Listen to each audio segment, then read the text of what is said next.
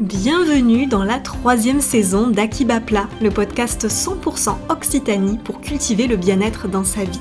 Je m'appelle Audrey Boyer, je suis naturopathe, passionnée par l'humain et fondatrice de ce podcast. À travers des séances individuelles et des ateliers collectifs, j'accompagne chacun et chacune à transformer son hygiène de vie pour gagner en vitalité et en mieux-être au quotidien. Alimentation, mouvement, gestion du stress et des émotions, sommeil, rien n'est laissé au hasard.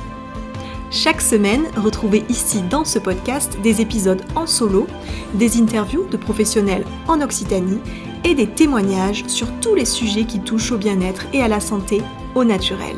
Bonne écoute! Pour continuer cette aventure et vous proposer toujours plus de contenu inspirant, votre soutien est très important. Je vous invite à noter le podcast et à me laisser un commentaire sur Apple Podcast. Merci pour votre soutien. Vous écoutez l'épisode 40 du podcast Akibapla et aujourd'hui on va parler du Chinaitsang. Mais qu'est-ce que le Chinaitsang ? Il s'agit d'un massage chinois du ventre qui permet de dénouer les tensions physiques et émotionnelles, de détoxifier le corps et de retrouver un ventre serein. C'est Séverine Héron, praticienne en massage bien-être dans le Tarn, qui va nous expliquer tout ça. Bonjour Séverine. Bonjour Audrey. Alors avant de rentrer dans le vif du sujet du Chinaitsang, que peu de gens connaissent encore, Est-ce que tu pourrais te présenter, nous dire qui tu es et aussi comment tu as découvert la naturopathie, puisque tu t'es formée au Sénato pour être naturopathe. Oui. Alors, je suis Séverine Héron, je suis praticienne en massage bien-être et donc le Chinaitsang. Alors, j'ai découvert la naturopathie grâce à mes séjours de jeûne. J'étais jeûneuse chez IGA, c'est Alain Huot et Sylvie Huot, qui sont formateurs et qui font des retraites de jeûne depuis au moins 30 ans. Et j'ai été attirée par le jeûne en 2019 exactement. Depuis 2019, j'ai fait chaque année un jeûne, sauf en 2020. Et en 2020, je me suis posé la question, comme beaucoup, je crois, que vais-je faire de ma vie ? Je n'ai plus envie de faire ce que je fais actuellement. À savoir, je travaillais dans une entreprise. Et je me suis dit, le jeûne, ça m'intéresse beaucoup. J'avais appris beaucoup de choses sur mon corps. Et j'ai voulu en connaître davantage et être autonome vis-à-vis de ma santé. Et de façon naturelle. Et avec l'alimentation, l'exercice physique et le psychorelax. Et le massage, puisque je me suis formée également à ce moment-là au massage. Donc c'est au moment où tu découvres le jeûne et la naturopathie que tu te formes aussi au massage. Tout à fait. Voilà. Et grâce toujours à Sylvie. C'est Sylvie qui m'a parlé du Chinaitsang. Elle connaissait mes massages et elle m'a dit « Mais toi, tu serais la candidate idéale pour être formée en Chinaitsang. » Donc j'ai suivi ses conseils et je me suis formée au Chinaitsang. Alors j'ai pris au début une école de massage en Chinaitsang. J'ai bien apprécié, c'était sur une semaine. Mais ce n'était pas suffisant. Alors, grâce à la naturopathie, je connaissais l'anatomie et la physiologie. Donc, j'ai pu m'en sortir et je faisais déjà des massages. Mais il y avait quelque chose qui manquait. Une spiritualité, l'énergie vitale, pourquoi je fais ça, dans quel but. Et du coup, j'ai découvert les ventres libres à Toulouse avec Olivier Barré et Xavier Bouillet. Je me suis inscrite dans leur formation et effectivement, je n'ai pas été déçue. J'ai trouvé exactement ce que je voulais, c'est-à-dire qu'il y avait une part d'anatomie, de physiologie, d'univers, de spirituel, de qigong, d'énergie universelle, plein de choses comme ça. Énergie tellurique, énergie cosmique, enfin tout ce qui tourne autour de l'énergétique chinoise. Parce que faut savoir que le Chinaitsang vient du mot chinois, ça veut dire le massage énergétique des organes internes. Voilà. Bah justement, c'est quoi le Chinaitsang ? D'où ça vient ? Et en quoi ça consiste quand tu fais un massage Chinaitsang, par exemple qu'est-ce que tu fais ? Donc là, il y a 3 questions. Mais voilà, déjà, peut-être nous dire Qu'est-ce que c'est le Qi Netsang? Alors, le Qi Netsang, c'est un terme chinois. Qi, c'est énergie. Netsang, c'est les organes, l'énergie des organes internes. Donc, c'est un massage du ventre, en fait. En Occident, voilà, c'est le massage du ventre. On masse pendant 1 heure et demie, ça dépend. Le ventre, uniquement cette zone-là. Et en massant le ventre, on masse donc la zone abdominale. Et les taoïstes appellent cette zone le tantien. Et en fait, c'est tout autour du nombril. Et on masse le foie, la rate, le côlon, c'est-à-dire le gros intestin, l'intestin grêle, le diaphragme également, qui est un muscle, la vésicule biliaire, l'estomac, qu'est-ce qu'il y a d'autre? Qu'est-ce que j'ai oublié? Le pancréas. Et on peut également agir sur la sciatique, sur le nerf. Enfin, il y a plein de choses. Alors, donc, on agit sur les organes, et on agit sur les organes, et on agit donc sur une énergie, on agit aussi sur l'émotion. Et en Occident, on dit que l'abdomen, c'est le deuxième cerveau, pardon. Il y a le premier cerveau, la tête, et ensuite, il y a le deuxième cerveau. Et moi, ce deuxième cerveau, j'ai tendance à dire que c'est le premier. Et parce que tout se passe, pour moi, dans l'abdomen. Si ça ne va pas au niveau de l'abdomen, ça n'ira pas au niveau du cerveau, des neurones et du corps. Et puis aussi, en médecine chinoise, chaque organe est relié à une émotion particulière, parce que tu parlais d'émotionnel. Tout à fait. Par exemple, le foie, c'est relié à la colère pour le côté négatif. Le cœur, c'est relié à la joie. Il y a aussi non seulement l'émotion, il y a une couleur rouge, il y a également le feu, il y a une saison qui est l'été. Là, je parle du cœur uniquement. Et il y a aussi un son. Chaque organe a une vibration. Et pour aider à cette vibration, c'est le son A, par exemple, pour le cœur. Pour le foie, ce sera le son chut. Alors, j'ai tendance à dire, c'est chut sans le T. Chut. Et on pense à la couleur verte pour le foie. Et si on a une grosse colère, on va masser le foie. Le foie, ça veut dire que le foie, il y a quelque chose qui ne va pas. Donc, on masse, on pense à la couleur verte, on pense à retirer cette énergie. On fait chut en expirant. Enfin, c'est aussi quand on masse le ventre, on joue sur l'inspiration et l'expiration. Donc c'est en lien avec la respiration, tu demandes à la personne d'inspirer à certains moments ou d'expirer peut-être? Tout à fait, tout à fait. Et quand elle a mal aussi, je fais appel au triple réchauffeur. C'est-à-dire que c'est le son I.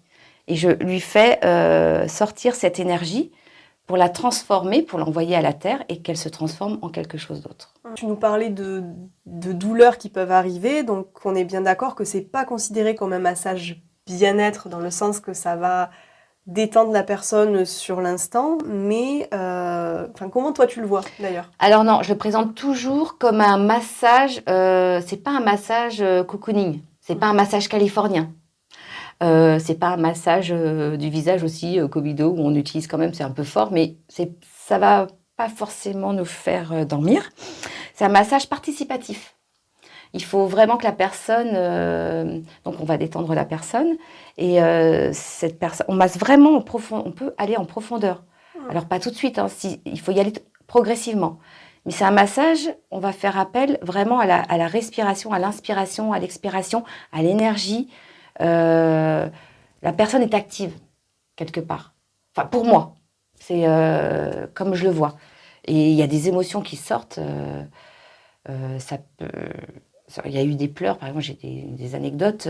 Voilà, l'émotion est telle que on évacue par les larmes, par les yeux, et après, ça va mieux. Tu vas ressentir des choses, peut-être au niveau du ventre, il y a peut-être des endroits qui vont être plus durs ou plus mous, ça va te donner des indications, c'est ça? Oui, souvent, par exemple, le sigmoïde.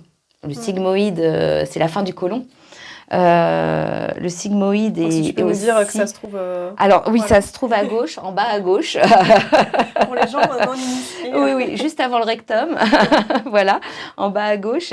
Et vous avez également la valve iléocécale, parce qu'à ce niveau-là, alors la valve iléocécale, c'est le lien entre l'intestin grêle et le gros intestin. Et qui se trouve à droite, cette fois-ci. Et qui se trouve, à droite. Et on commence toujours par la fin. C'est comme un embouteillage. On commence d'abord par la fin pour voir que le reste arrive, que ce soit fluide. Et la valve iléocécale, c'est un point souvent douloureux, j'ai remarqué. souvent douloureux. Et la digestion, voilà, c'est délicat. Et donc, ces 2 points-là, la personne va les sentir si voilà, elle a un souci à ce niveau-là. Et justement, quels sont les principaux bienfaits du Chinatsan? Alors, ça détoxifie.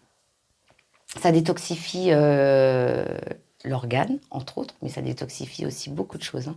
On agit sur le ventre, mais ça agit sur tout le corps. On détoxifie principalement les organes, on remet de l'énergie vitale. En fait, on remet de l'énergie, on refait circuler l'énergie. Ça réharmonise Voilà. en fait. Ça réharmonise. Oui, oui. Et parfois, il faut plusieurs séances. Ouais. Une ne suffit pas toujours. Et les personnes qui viennent te voir, c'est quoi leur motif en fait de visite? Alors, moi, je le pratique essentiellement en jeûne, des jeûneurs, et c'est souvent le foie et la vésicule biliaire. On a bien compris avec le jeûne que l'intérêt c'était pour la détox. Pour la détox. Mais est-ce qu'il y a d'autres personnes, par exemple, je sais pas, je pense à des constipations chroniques, est-ce que ça peut être intéressant? Ah, tout à fait, tout à fait. Tout ce qui est constipation, ça, on déconstipe. C'est plutôt bien. Tout ce qui a lieu, si on accumule du stress aussi, des tensions, des émotions négatives, on fait un Chinetsang et normalement, voilà, on est plus relax, les émotions reviennent à la terre, on est mieux. Alors on a vu les principaux bienfaits du Chinatsan et voilà, ça pouvait être intéressant pour détoxifier, pour les personnes qui ont des troubles digestifs. Est-ce que c'est conseillé à tout le monde ou est-ce qu'il y a des contre-indications? Des contre-indications, cancer, thrombose, inflammation aiguë, par exemple, inflammation du sigmoïde. Ça va faire encore plus mal, ça sert à rien. Anévrisme, mélanome, lymphome, ça. Et également, alors femme enceinte, c'est déconseillé, pour ma part. Hein. Et avoir aussi un stérilet, il faut faire attention. Alors, on peut le pratiquer, mais on ne peut pas pratiquer sur la zone génitale. Voilà, on peut le pratiquer, il faut être délicat. Ok. Et puis, si une personne aussi a un pacemaker, il faut faire attention. Et ainsi, voilà, le thrombose, je crois que je l'ai dit. Oui, ouais. Et après, des maladies psychiques, enfin, schizophrénie, des choses comme ça. Pour ma part, moi, je ne fais pas. Oui, parce que vu que tu dis que ça vient travailler sur Sur l'émotion. l'émotionnel, voilà, il y a peut-être des choses qui Voilà. vont bouger. Faut pas faire bouger tout ça. Ouais. Et pour le moment, je ne suis pas compétente pour ce genre de choses. Je ne sais pas si ça se fait. Hein. Peut-être que des gens qui, depuis 30 ans, pratiquent le Chinetsang, peut-être qu'ils peuvent le pratiquer sur des schizophrènes. Je ne sais pas. J'ai une question qui me vient, mais ça rejoint une des premières questions que je t'ai posées. C'est justement quand tu as découvert le Chinatsan, voilà, que Sylvie Huot t'a dit ça serait bien que tu te formes. Est-ce que toi, tu es allé te faire masser pour voir ce que c'était avant de faire la formation ou est-ce que tu t'es lancée de suite comme ça dans la formation? Alors, c'est une très bonne question parce que je me suis lancée d'abord tout de suite dans une formation. D'accord. Bien-être. Mais c'était du bien-être. C'était chouette, hein, mais c'est pas du Chinetsang. Enfin, moi, j'appelle pas ça du Chinetsang. J'appelle ça un massage du ventre qui m'a... J'étais très contente de faire cette formation. C'est la première formation dont tu parlais, là. Voilà, la première formation de Chinetsang. Mais j'avais des notions d'anatomie et de physiologie grâce à la naturopathie. Donc, je savais... Et je massais déjà. Et je savais ce que je faisais avec les organes, voilà. Mais je n'y allais pas non plus en profondeur comme je l'ai appris avec les ventres libres, dont Olivier Barré, dont j'ai parlé, et Xavier Bouillet. Donc, tu n'avais pas reçu, toi, de massage Chinatsan avant de t'inscrire? Non, grosse erreur, mais grosse erreur. Je me disais, bon, c'est un massage, parce que, oui, bon, ça, j'en parlerai après, mais je fais du magnétisme également. Et donc, je me disais, bon, avec mon magnétisme, l'énergie, ce serait suffisant. Et effectivement, j'avais des résultats quand même. Mais je me disais, mince, c'est pas ça. Je vais aller voir quand même les ventres libres qui, eux, ont été formés par Maître Mantak-Chia, qui a introduit quand même en Occident le Chinetsang. Mes formateurs ont été formés par Maître Mantak-Chia, il y a presque 30 ans. Et ces formateurs ont fait de la médecine chinoise, ont eu beaucoup de formations en médecine chinoise. Et là, j'ai vu la différence. C'est très soutenu. On étudie de nouveau, je dis de nouveau parce que j'ai étudié ça en naturopathie, donc l'anatomie. On comprend pourquoi on fait ça, les liens, donc la physiologie, l'émotionnel, le spirituel. On est ancré. Enfin, c'est tout un... Pour moi, c'est presque un art. C'est... Ouais, parce que là, il y a vraiment toute la philosophie derrière qu'il n'y a pas peut-être Voilà. chez certains formateurs et dont toi, tu avais besoin parce que tu trouves que c'est vraiment tout ça qui est important finalement, c'est d'être dans la démarche, pleinement dans la démarche et pas seulement de faire C'est 2-3 holistique. manœuvres. C'est holistique, en fait. Il faut prendre vraiment l'individu dans son ensemble, comme on dit au Sénato. Et ouais, j'avais besoin de comprendre tout. Et c'était tellement bien enseigné. J'ai pas les mots, mais mon cœur parlait. Enfin, c'est... Et donc, avant d'aller faire cette formation Chin Tsang avec Olivier Barré, je suis allée voir Olivier Barré, qui m'a procuré ce massage. Je n'avais aucun problème. Oui. T'avais pas de troubles digestifs. J'avais pas de troubles digestifs, tout allait bien. Parce que t'as une bonne hygiène de vie grâce à la naturopathie. Exactement. En plus, voilà, j'ai une bonne vitalité. Mais bon, il m'a quand même remis des petites choses en place. C'est assez rigolo avec toutes ces connaissances. Et effectivement, ça a confirmé ce que je pensais. C'est un massage plus que bien-être. Plus que bien-être. C'est incroyable. Et j'aspire à... Alors, il y a le Chin Tsang 1. J'ai fait la formation Chin Tsang 1. Et j'espère très bientôt pouvoir m'inscrire au Chin Tsang 2. Où là, on ouvre la porte... C'est encore autre chose. On chasse les vents. Et au Chin Tsang 3 aussi, on utilise des outils et on travaille sur les tendons avec des toxines. Donc ça, j'ai hâte d'avoir toute cette formation. Mais il faut d'abord intégrer... maîtriser, parce que c'est un long parcours et je pense qu'on apprend toujours. Oui, c'est sûr. Oui, on apprend toujours, il faut rester humble, il me semble. Ouais. Et là, sur les massages Chin Tsang que tu as pu pratiquer, est-ce que tu as des anecdotes, des retours d'expérience? Tu nous parlais tout à l'heure d'une personne qui avait pleuré, qui avait sorti des larmes, des émotions. Est-ce que tu as d'autres anecdotes comme ça qui montrent vraiment la puissance aussi de ce massage Alors, toujours avec cette personne, parce que c'est cette personne qui m'a marqué le plus. Donc, elle était en jeûne. Et le premier jour, elle fait un Chin Tsang. Donc là, en larmes, très émotive. Je lui ai déclenché quelque chose. Suite à ce massage, elle revient à la fin du jeûne, c'est-à-dire que c'était un jeûne de 7 jours. Elle revient je crois que c'était le 7e jour, le dernier jour. Et je refais ce massage-là. Et là, un bien-être et un fou rire. Et elle me dit, dans le premier massage que je lui ai fait, en fait, elle a sorti beaucoup d'émotions négatives et elle a rêvé. Et elle a sorti les émotions négatives, alors aux toilettes, évidemment. En jeûne, en naturopathie, le caca, c'est pas du tout tabou, on en parle. Au contraire, faut regarder son caca. Merci pour le message, c'est vrai. Ah, mais avec plaisir. J'essaye moi aussi de montrer sur les réseaux sociaux, l'échelle de Bristol, que voilà, c'est important de regarder, d'observer, parce que ça donne plein d'indications sur la santé. Donc, mais tout à fait. Merci d'en parler. Mais tout à fait, mais c'est très important. Et on sort toutes ces émotions par ça. Toute cette énergie, on sort tout ça. C'est important. De parler de caca, c'est important. Il ne faut pas que ce soit tabou. Et regarder son caca, c'est important. Parce que c'est vraiment un signe, voir si on est en bonne santé ou pas en bonne santé, si on est déshydraté, pas déshydraté. Mais tu as raison. Tu as raison d'insister sur regarder votre caca et c'est naturel. C'est naturel. Et donc, elle avait bien évacué. Et c'était de la couleur, c'était de couleur. Pas très, on n'avait pas très... mais c'était un gros truc, quoi. Exactement. Ouais. Mais c'est important de le dire. C'était pas le numéro 4 ou le numéro 5 de l'échelle de Bristol. Voilà, c'était même encore autre chose. On le voit même pas. Et donc, une fois évacué ça, le lendemain, elle se sentait mieux. Et donc, avec un jeûne en plus, Oui, parce Le que là, 7e le jour, jeûne, c'est vraiment, pour les gens qui connaissent pas, il y a vraiment une démarche de détox, mais pas que physique, quoi. Ça Non. détoxifie sur tous les plans. Sur tous les plans de Ouais. l'être. Sur tous les plans de l'être. Ouais. Et pour finaliser, donc, c'était une touche finale Ouais. pour harmoniser quelque part. Et effectivement, elle s'est sentie très bien.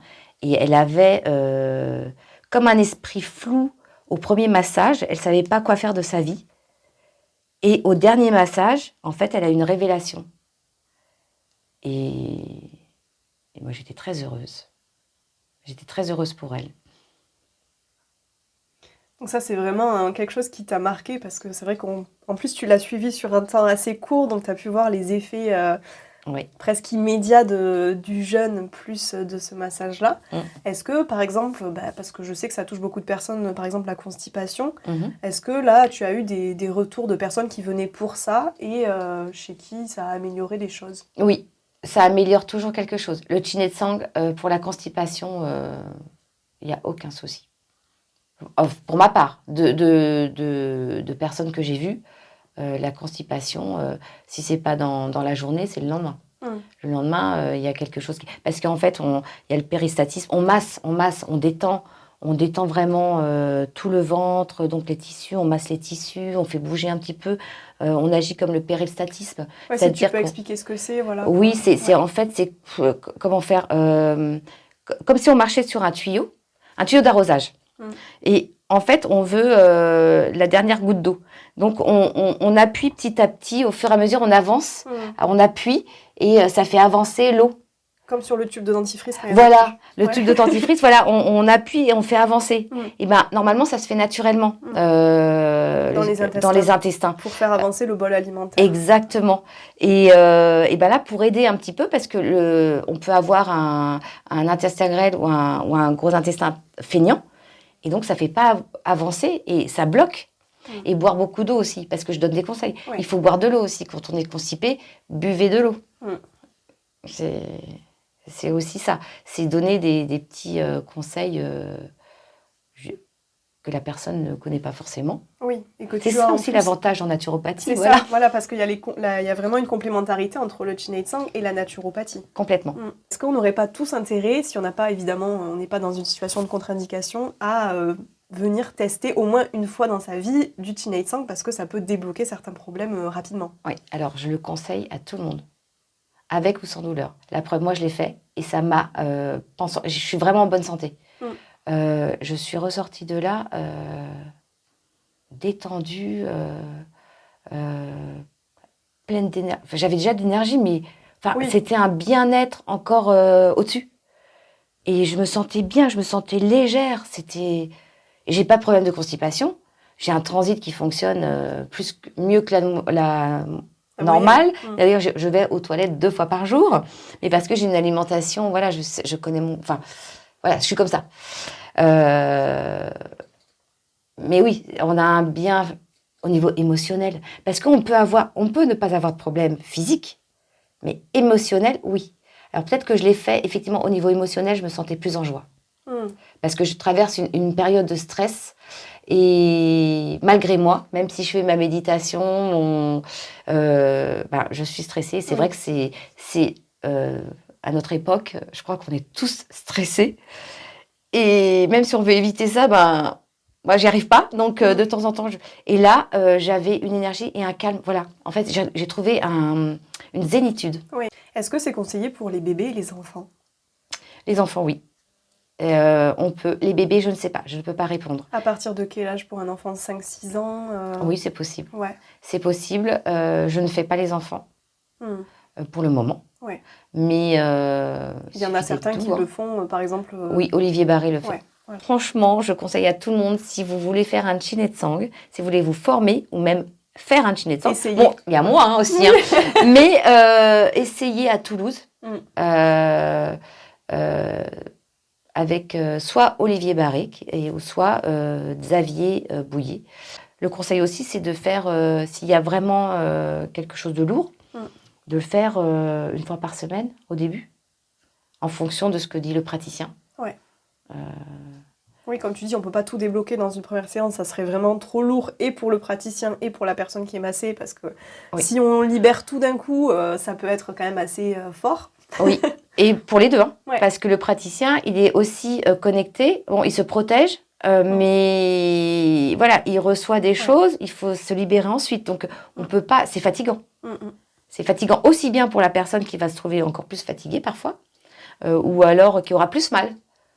Mais c'est comme une détox. Oui, c'est une crise curative. C'est une crise, voilà. C'est une crise. Et le praticien doit se protéger aussi. Alors, on arrive à la fin de cet épisode sur le Qi-Nei-Tsang. Et je pense que ça sera une découverte pour beaucoup de monde, donc c'est super. Merci beaucoup, Séverine, pour cette interview. Avec plaisir. Et alors, comment suivre tes actualités ? Voilà, tu vas peut-être nous dire où est-ce que tu es basée aussi. Voilà, comment on peut te retrouver, comment on peut venir pour se faire masser. Ok. Alors, on peut me trouver, donc je suis dans le Tarn, à Cestérol, Cestayrols,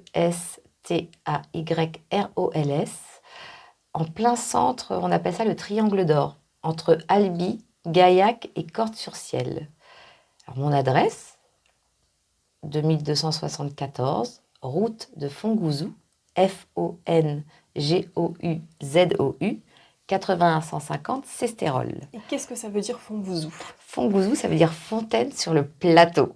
Trop beau. Fait, j'ai la chance d'avoir une source et je pratique chez moi, dans un corps de ferme, et j'ai un lieu privilégié qui est mon cabinet se trouve dans un ancien four à pain que j'ai aménagé avec de vieilles pierres, et c'était un lieu de partage, car à l'époque, tous les villageois venaient ici faire leur pain.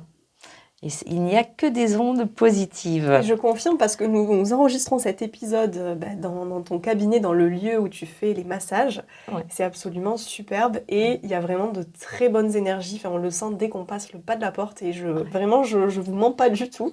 Donc, c'est hyper important aussi, on n'en a pas parlé de ça, de l'atmosphère et du lieu où sont réalisés les massages, parce que c'est pas pareil quand on masse ici, chez toi, où il y a des bonnes énergies, que si on va masser, je sais pas moi, dans un autre endroit où ça sera moins intéressant, quoi. C'est vrai. Et tu accueilles aussi des séjours de jeûne parce que tu es aussi, tu fais aussi gîte en fait. Oui, tout à fait. J'accueille des séjours de jeûne, j'accueille des séjours de bien-être. Et bientôt, j'aurai le site, parce que je n'ai pas encore le site, parce que je ne suis pas... les réseaux sociaux, j'avoue que je sais pas faire. Et merci Audrey pour ton intervention, pour cette interview qui me fait vraiment plaisir. D'habitude, je ne sais pas parler en fait. Et si tu parles très bien. Je ne sais pas parler, mais voilà, c'est tout dans les mains. Ouais. C'est tout dans les mains. La parole, c'est différent. C'est un exercice très difficile pour moi, que tu m'as demandé. J'avoue que... mais j'étais très heureuse de le faire, parce que tu le fais avec tellement de bienveillance et de professionnalisme. C'était Akiba Plat, le podcast 100% Occitanie pour cultiver le bien-être dans sa vie. Si vous avez aimé cet épisode, n'hésitez pas à le partager autour de vous et à lui mettre une note sur votre plateforme d'écoute préférée. Cela permet de faire découvrir le podcast au plus grand nombre et de soutenir mon travail. Merci infiniment. Et pour me contacter ou retrouver toutes les actualités, abonnez-vous à la page Nature Audrey, NATUR-8 Audrey, sur Facebook ou Instagram, ou bien visitez mon site internet www.audrey-boyer.fr. On se retrouve la semaine prochaine pour un nouvel épisode, et en attendant, prenez soin de vous.